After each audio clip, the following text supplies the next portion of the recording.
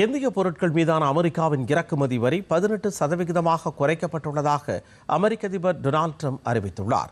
மேலும் இந்தியாவுடனான வர்த்தக ஒப்பந்தத்திற்கும் ட்ரம்ப் ஒப்புதல் அளித்துள்ளார். இதனைத் தொடர்ந்து மேக் இன் இந்தியா தயாரிப்புகளுக்கான அமெரிக்க வரி இனி 18% குறைக்கப்படும் என்று பிரதமர் நரேந்திர மோடி அறிவித்துள்ளார். அமெரிக்க அதிபர் டொனால்ட் ட்ரம்புடன் பேசிய பிறகு அவர் இந்த அறிவிப்பை சமூக ஊடக பதிவு ஒன்றில் வெளியிட்டார்.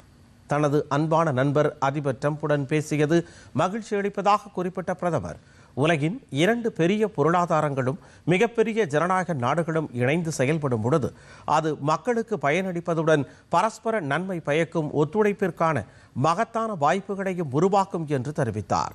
இந்த அறிவிப்பிற்காக இந்தியாவின் 140 கோடி மக்களின் சார்பில் அதிபர் ட்ரம்பிற்கு பிரதமர் நன்றி தெரிவித்தார்.